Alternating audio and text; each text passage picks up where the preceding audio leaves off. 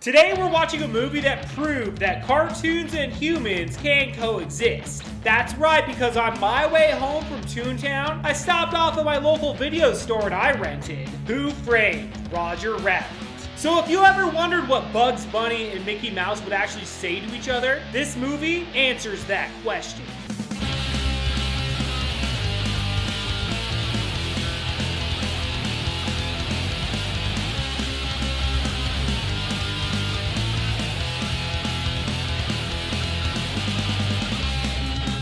Today we are diving into a film that's part noir, part cartoon, and 100% bonkers. A movie where toons and humans collide. Judge Doom is a nightmare, and patty cake takes on a whole new meaning. So, without further ado, let's jump right on into Who Framed Roger Rabbit? The movie opens with a fun slapstick cartoon starring Roger Rabbit and Baby Herman.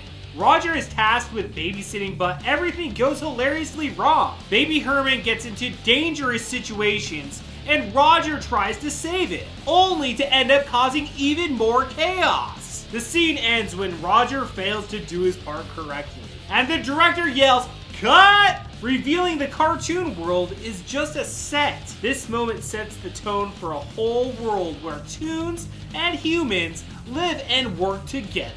Eddie Valiant is introduced as a grumpy private detective who clearly has a problem with toons and drinking.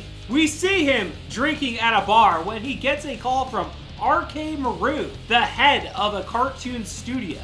Maroon hires Eddie to investigate Jessica Rabbit, Roger's wife, as he suspects that she's cheating on Roger.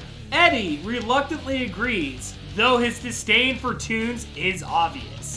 At the glamorous Ink and Paint Club, Eddie watches Jessica Rabbit perform her famous, sultry song, "Why Don't You Do Right?" Everyone is captivated by her beauty, but Eddie focuses on his job. After the performance, he catches her playing patty cake with Marvin Acme, the owner of Toontown.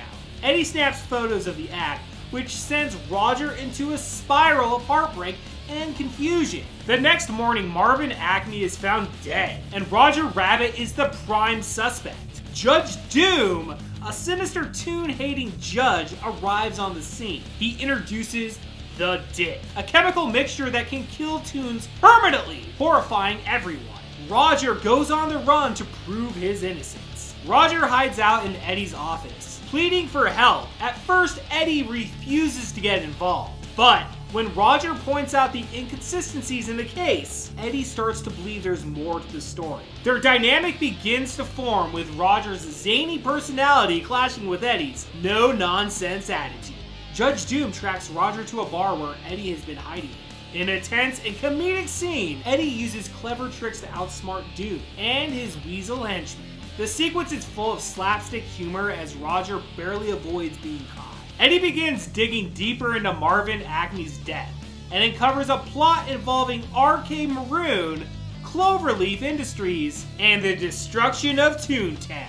He learns that Acme left a will that could save Toontown, but it's gone missing. Eddie and Roger head into Toontown, a chaotic and surreal place filled with gags, colorful characters, and ridiculous physiques. Eddie navigates the insanity while searching for Jessica Rabbit, who reveals more clues about the conspiracy. The climax unfolds at the Acme warehouse where Doom's evil plan is revealed. He wants to destroy Toontown and replace it with a freeway. A massive fight ensues, which Doom is revealed to be a toon disguised as a human.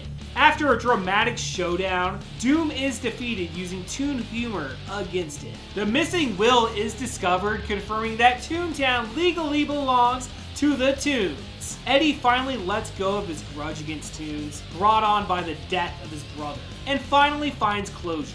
The film ends on a high note with toons and humans celebrating together. Who Framed Roger Rabbit is an all-time classic. It really is a historic film in my opinion, as this may be the first time ever we see Disney characters interacting with Looney Tunes characters. This movie killed it in 1988 when it was first released. Roger Rabbit was the second highest grossing film for that year. Plus, Who Framed Roger Rabbit is the movie that's been given the credit for spearheading the Disney Renaissance in the 1990s. Now, I never owned this movie as a kid. My memory of seeing this was at my cousin Ian's house back when we were young. As an adult, it's a completely different story. Who Framed Roger Rabbit is one of the first VHS tapes I bought when I got into collecting years ago. Since then, I've added this on Blu-ray and most recently on 4K. Roger Rabbit is such a fun character, and it's sad that they were never able to make a sequel. Now, I do have something to confess. Consider this my retraction from last week's episode, A Nightmare on Elm Street, in which I mentioned that how Charles Fleischer was dead.